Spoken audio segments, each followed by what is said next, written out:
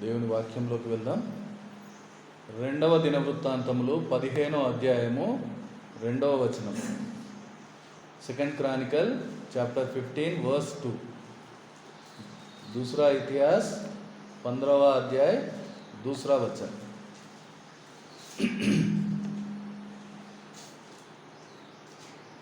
ఆసా యూదా వారలారా, బెన్యామీనీయులారా, మీరందరూ నా మాట వినుడి. మీరు యెహోవా పక్షపు వారైన ఎడల ఆయన మీ పక్షమున ఉండును. మీరు ఆయన యొద్ద విచారణ చేసిన ఎడల ఆయన మీకు ప్రత్యక్షమగును. మీరు ఆయనను విసర్జించిన ఎడల ఆయన మిమ్మును విసర్జించును. దేవుడు ఈ వాక్యములను దీవించునుగాక. ప్రియ సంగమా,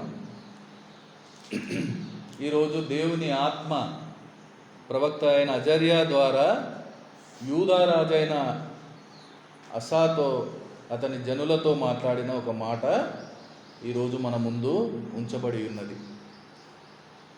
ఆ మాటే, మీరు యెహోవా పక్షపు వారైన ఎడల ఆయన మీ పక్షమున ఉండును. మీరు యెహోవా పక్షపు వారైన ఎడల ఆయన మీ పక్షమున ఉండును. ఇందులో ఏ మర్మము లేదు. దేవుని వాక్యం స్పష్టంగా ఈరోజు మనతో మాట్లాడుతూ ఉంది. మీరు దేవుని పక్షంలో ఉంటే ఆయన మీ పక్షంలో ఉంటారు. మీరు ఆయన పక్షంలో లేరు అంటే ఆయన మీ పక్షంలో ఉండరు. ఇదే ఈరోజు మన ఆరాధన అంశంగా దేవుడు మన ముందు ఉంచి మనతోనే మాట్లాడుతూ ఉన్నారు. ఈ సమయం ఆయనను ఆరాధించే సమయం, ఆయనను స్తుతించే సమయం, ఆయనను మహిమపరిచే సమయం. మనమందరము దానికోసమే ఇక్కడ కూడుకొని ఉన్నాం. ఎంతో సంతోషం. కానీ ఈ సమయంలో వాక్యం మనలను ప్రశ్నిస్తూ ఉంది. మీరు ఆయన పక్షమున ఉన్నారా? ఈరోజు ఆ సమాధానాన్ని వెతికే ప్రయత్నం, ఆ సమాధానాన్ని చూపించే ప్రయత్నం చేయడానికి ఇష్టపడతాం. ప్రభు యేసు చెప్పిన మాట ఒకసారి మనం జ్ఞాపకం చేసుకుందాం. మత్తయి సువార్త 12వ అధ్యాయము 30వ వచనంలో మనం చూస్తే, మాథ్యూ 12:30, మత్తీ 12:30 में నా పక్షమున ఉండని వాడు నాకు విరోధి, నాతో కలిసి సమకూర్చని వాడు చెదరగొట్టువాడు. అలాగే మనం మార్క్ సువార్త 9:40లో చూస్తే, మార్క్ 9:40, మనకు విరోధి కానివాడు మన పక్షముగా ఉన్నవాడే. ఈ మాటలను మనం చూసినప్పుడు, ప్రభు యేసు చెప్పిన ఈ మాటలను మనం చూసినప్పుడు ఇక్కడ ఇంకా మనకు స్పష్టమవుతూ ఉంది ఆయన పక్షమున ఉండడం ఎంత అవసరం.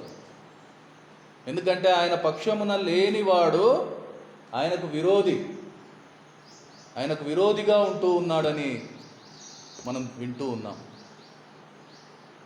ఒక్కసారి ఆలోచన చేద్దాం.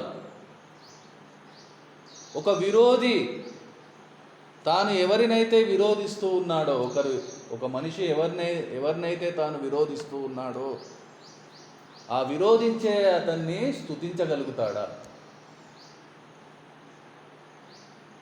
ఆ విరోధించే అతని గురించి గొప్పగా చెప్పగలుగుతాడా?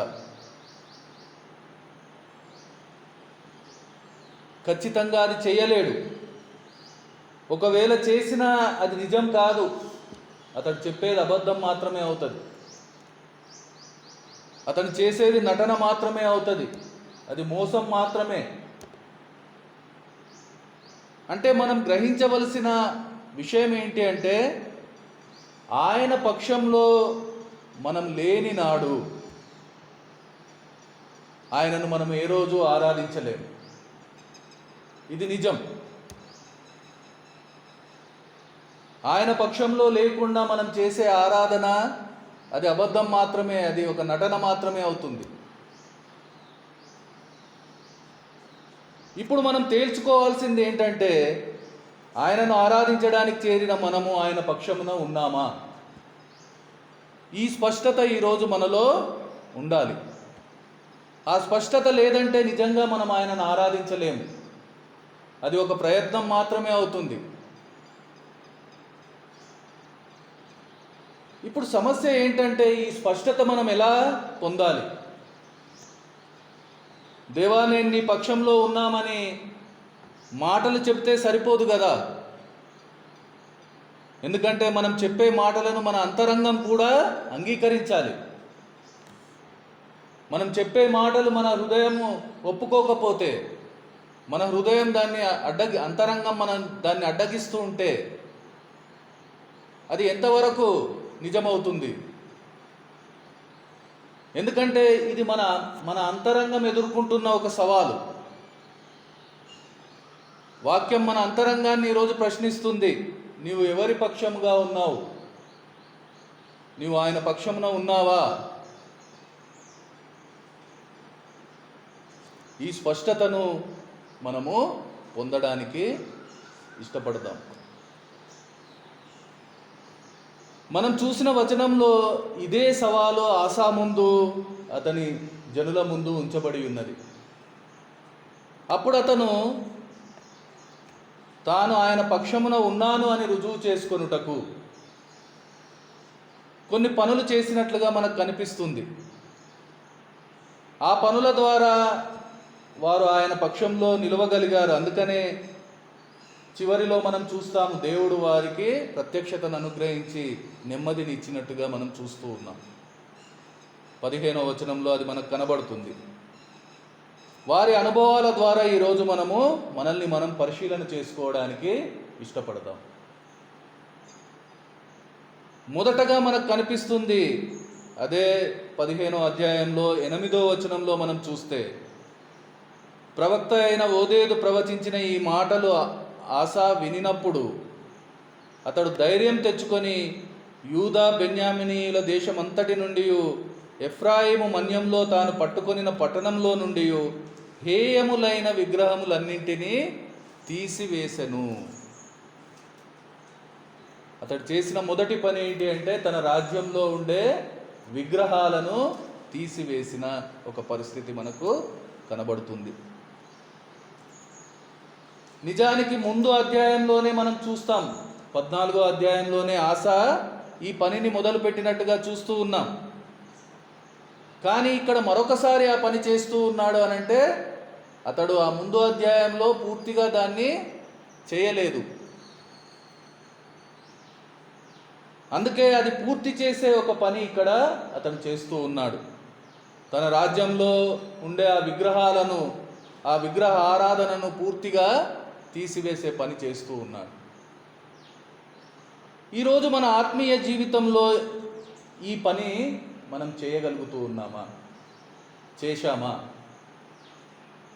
దేవుణ్ణి నమ్మిన రోజు నుంచి బాహ్యమైన విగ్రహారాధన అయితే మనం విడిచిపెట్టి ఉండవచ్చు, కానీ ఇంకా మన అంతరంగంలో విగ్రహాలు ఉన్నాయి. మనం ఎన్నోసార్లు విన్నాము, మనందరికీ తెలుసు ఆత్మీయంగా విగ్రహం అంటే ఏమిటి. దేవుని కంటే దేనికి ప్రాధాన్యత ఇస్తామో అవన్నీ విగ్రహాలే.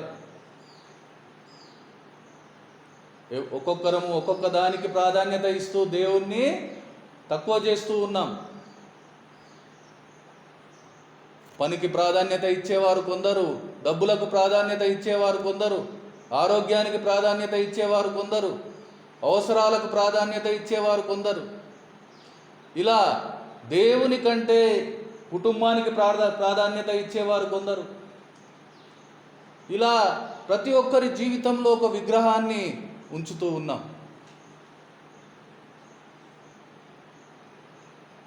ఈరోజు అది ఒక ప్రయాసగా, ఒక ప్రయత్నంగా మనం చేస్తూ ఉన్నాం. ఈరోజు మనం వాటి కోసం చేసే ఏదైతే మన మనసులో విగ్రహాలుగా ఉంచుతూ ఉన్నామో, వాటి కోసం చేసే ఆలోచనలు, వాటి కోసం చేసే పనులు, వాటి కోసం చేసే ప్రయత్నాలు, ఇవన్నీ విగ్రహారాధనే. ఈరోజు అవి వదలకుండా మనం ఆయన పక్షమున ఉన్నాము అని చెప్పగలమా?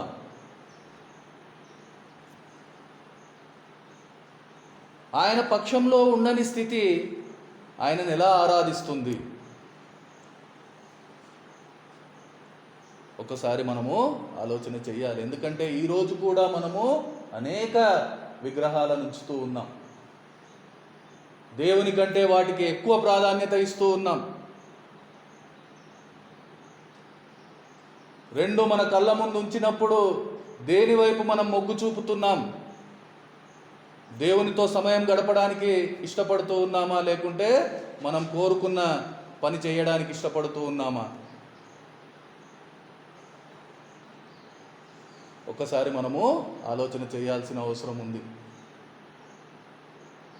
దేవుని కంటే దేనికైతే మనం ప్రాధాన్యత ఇస్తున్నామో అది ఈరోజు మన జీవితంలో విగ్రహంగా ఇంకా ఉంది. ఈ విగ్రహాలను మనం తీసివేయకుండా, ఆ విగ్రహారాధన మన జీవితంలో ఆపివేయకుండా మనం మన దేవుణ్ణి ఏ రోజు ఆరాధించలేము. ఒకవేళ అలా ప్రయత్నం చేస్తే అది అబద్ధం మాత్రమే, నటన మాత్రమే. రెండవదిగా చూస్తే యెహోవా మంటపము ఎదుట నుండి యెహోవా బలిపీఠమును కట్టించినట్టుగా మనం చూస్తూ ఉన్నాం. ఈ రెండవ పని బలిపీఠం కట్టడంగా మనకు అక్కడ కనిపిస్తూ ఉంది. బలిపీఠం కట్టినట్టుగా చూస్తూ ఉన్నాం. బలిపీఠం ఎందుకు కడతారు? దేవునికి బలులు అర్పించడానికి. పాత నిబంధన కాలంలో ఆ సమయంలో అనేక బలులు అర్పణలు చేసేవారు. పశువులను, గొర్రెలను, ఎడ్లను అలా బలిగా ఇచ్చేవారు. ఆ పనులన్నీ అతను చేసినట్టుగా మనం చూస్తూ ఉన్నాం.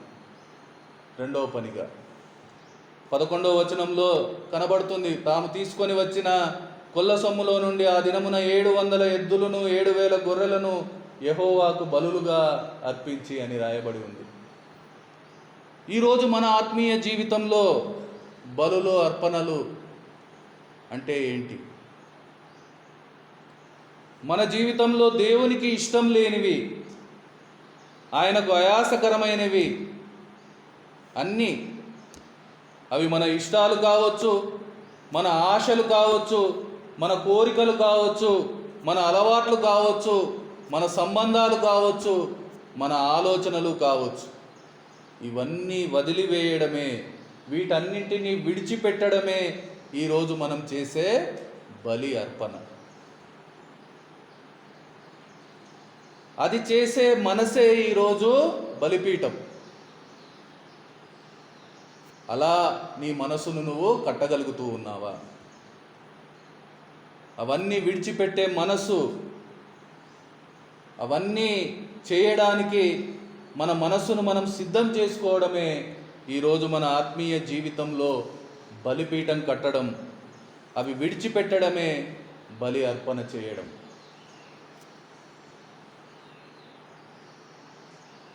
ఒకసారి ఆలోచన చేయాలి. మనం ఈ బలి అర్పించగలుగుతూ ఉన్నామా? ఆ బలిపీఠం కట్టగలిగి ఉన్నామా? అవి విడిచిపెట్టే మనస్సు మనలో ఉందా? ఇక్కడ కూడా ప్రభు యేసు మాటలను జ్ఞాపకం చేసుకుంటే, నేను బలిని కోరడం లేదు, కనికరంనే కోరుతున్నానని ఆయన చెప్పిన మాట మనము జ్ఞాపకం చేసుకుంటే, ఇతరుల పట్ల కనికరం కలిగి ఉండుటనే ఈరోజు మనం చేసే బలి అర్పణ. మనం కనికరం చూపించే వారిగా ఉంటూ ఉన్నామా? అంతేకాదు, ఇంకా ఆయన చెప్పి ఉన్నాడు, అన్నదమ్ములను, అక్క చెల్లెళ్లను, కుటుంబాన్ని అందరినీ వదిలివేసి నన్ను వెంబడించమని, తన సిలువను ఎత్తుకోమని. ఇవన్నీ కూడా దేవుని కంటే ఇవన్నీ నాకు ఎక్కువ కాదు అని అర్థం చేసి, ఒక పరీక్షా సమయం మన జీవితంలో వచ్చినప్పుడు దేవుని కోసం వీటన్నింటినీ వదిలే ఒక మనసు, ఇదే బలి అర్పణ. ఇవేమీ చేయకుండా, దానికి అనుగుణంగా మన మనసులను మార్చకుండా మనం ఆయన పక్షంలో ఉండలేము. ఆయన పక్షంలో ఉండని వాడు ఆయనను విరోధించేవాడు, వాడు ఆయనకు అవమానం తెచ్చేవాడే తప్ప ఆయనను మహిమపరిచేవాడు కాదు. వాడు ఏ రోజు ఆయనను ఆరాధించేవాడిగా ఉండలేడు.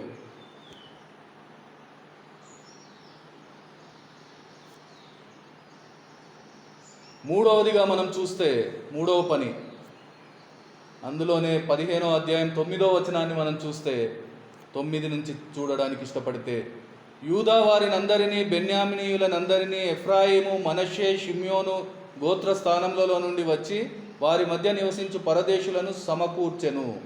అతని దేవుడైన యెహోవా అతనికి సహాయుడై ఉండుట చూచి ఇజ్రాయేలు వారిలో నుండి విస్తారమైన జనులు అతని పక్షమున చేరిరి. ఆసా ఏలుబడి యందు 15వ సంవత్సరము 3వ నెలన వారు యెరూషలేములో కూడిరి. ఇక్కడ ఆయన చేసిన మూడవ పని మనం గమనిస్తే, అతడు అందరినీ సమకూర్చిన ఒక పరిస్థితి కనపడుతుంది. వారందరితో యెరూషలేములో కూడటం మనకు కనిపిస్తుంది.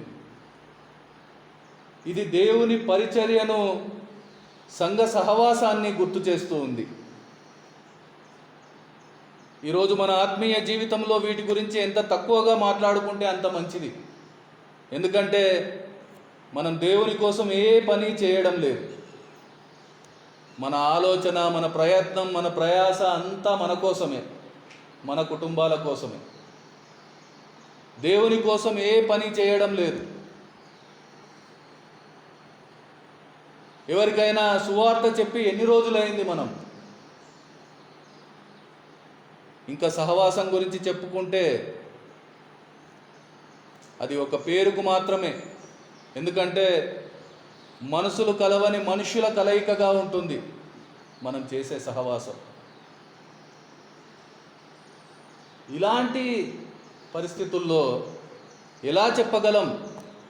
ఎలా మనల్ని మనం నిరూపించుకోగలం నేను దేవుని పక్షంలో ఉన్నాను అని? ఎలా చేయగలం ఆయనను మహిమపరుస్తూ ఆరాధన? ఆలోచన చేద్దాం సంగమ. 4వదిగా మనం చూస్తే అతడు చేసిన పని 12వ వచనం, 13, 14 వచనాల్లో మనం చూస్తాం. పూర్ణ హృదయముతోనూ పూర్ణ ఆత్మతోనూ తమ పితరుల దేవుడైన యెహోవా యొద్ద తాము విచారణ చేయుదుమనియు, పిన్నలే గాని పెద్దలే గాని పురుషులే గాని స్త్రీలే గాని ఇజ్రాయేలు దేవుడైన యెహోవా యొద్ద విచారణ చేయని వారికి అందరికీ మరణము విధించుదుమనియు నిష్కర్ష చేసుకొనిరి. వారు ఎలుగెత్తి బొబ్బలిడుచు మేళములతోనూ బూరల నాదముతోనూ బేరీ ధ్వనులతోనూ యెహోవా సన్నిధిని ప్రమాణము చేసిరి. ఇక్కడ వారు ఒక ప్రమాణం చేసి ఉన్న పరిస్థితి, ఒక నిర్ణయం చేసుకున్న పరిస్థితి మనకు కనిపిస్తుంది.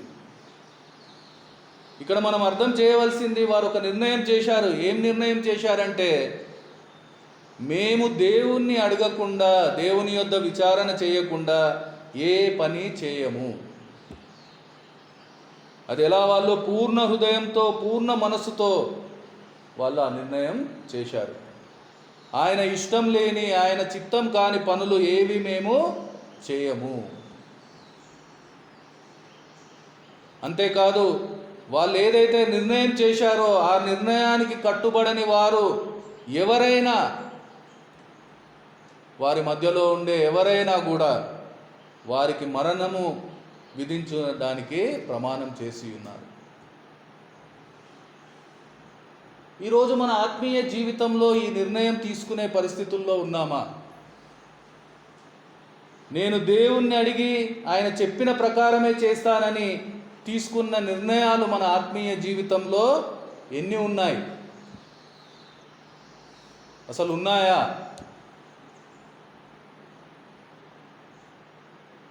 కొద్దో గొప్ప నిర్ణయాలు చేసిన ఆ చేసిన నిర్ణయాలకు మనం ఎంతవరకు కట్టుబడి ఉంటున్నాం? నిర్ణయం కాదు, కనీసం అలాంటి ఆలోచనన్నా మనం చేస్తూ ఉన్నామా?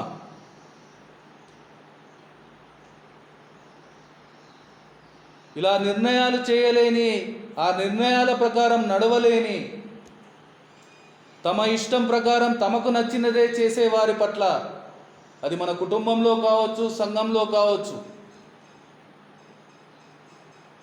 దేవుని చిత్తం ప్రకారం నడవని వారి పట్ల మన ప్రవర్తన ఎలా ఉంటుంది? వారితో ఎలాంటి సంబంధాన్ని ఉంచుతూ ఉన్నాం? మనల్ని మనం పరిశీలించుకుంటే, మన జీవితాలను మనం లోపల చూసుకుంటే మనకే అర్థమవుతుంది మనం ఆయన పక్షంలో ఉన్నామా, ఆయన పక్షంలో లేమా. నిజంగా మనం ఆయనను ఆరాధిస్తూ ఉన్నామా, ఆయనకు మహిమకరంగా ఉంటున్నామా, లేకుంటే ఆయనకు అవమానకరంగానే జీవిస్తూ ఉన్నామా. ఇంకా ఎవరు సాక్ష్యం ఇవ్వాల్సిన పని లేదు, మనకే అర్థమవుతుంది. మన జీవితాన్ని మనం చూసుకుంటే, మనం చేసే నిర్ణయాలను మనం ఒక్కసారి జ్ఞాపకం చేసుకుంటే.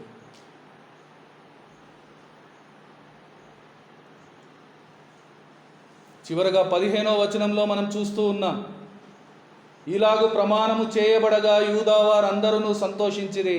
వారు పూర్ణ హృదయంతో ప్రమాణం చేసి పూర్ణ మనస్సుతో ఆయనను వెతికియుండిరి కనుక యెహోవా వారికి ప్రత్యక్షమై చుట్టూ ఉన్న దేశస్థులతో యుద్ధములు లేకుండా వారికి నెమ్మది కలుగజేసెను.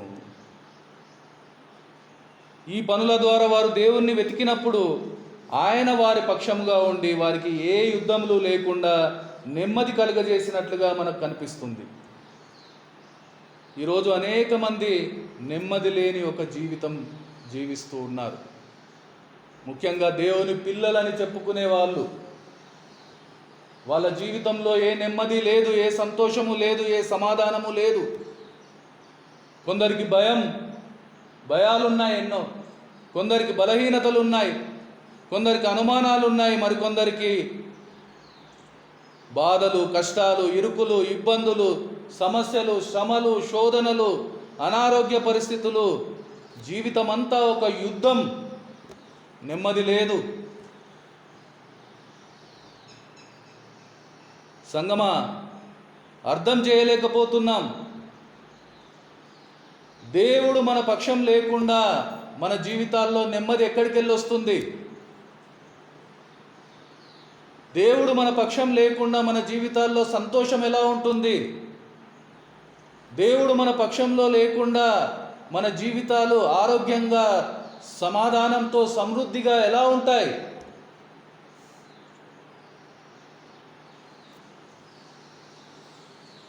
ఆలోచన చేద్దాం.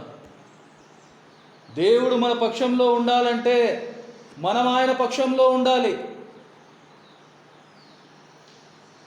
అదొక్కటే మార్గం, ఇంకా వేరే ఏ మార్గం లేదు.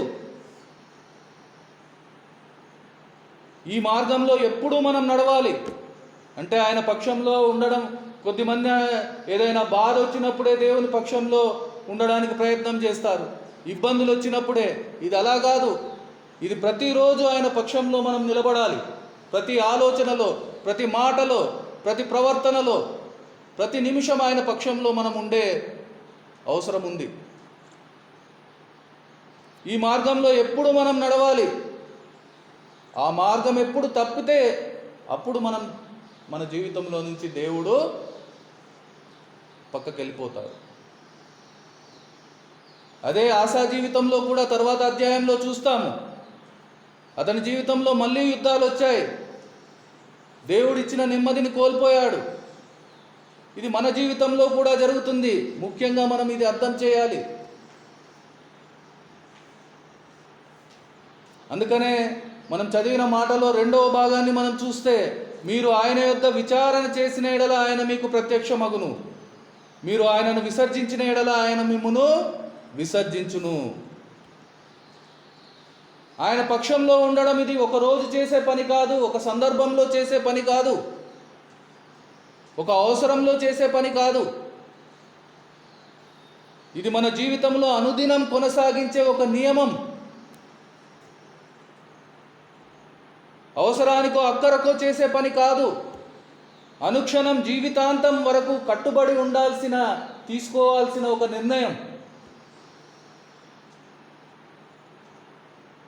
పట్టు తప్పిపోకుండా, పడిపోకుండా పవిత్రంగా నిలబడడానికి చేసే ఒక ప్రమాణం ఆయన పక్షంలో ఉండడం.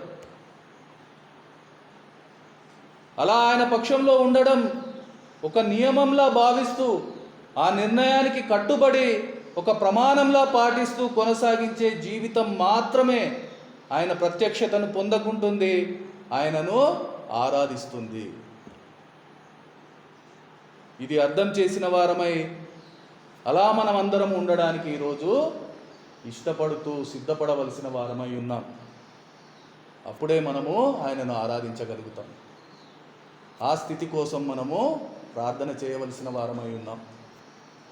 ఆయన పక్షం చేరి ఆరాధన చేయవలసిన వారమై ఉన్నాం. ఆరాధించుకుందాం.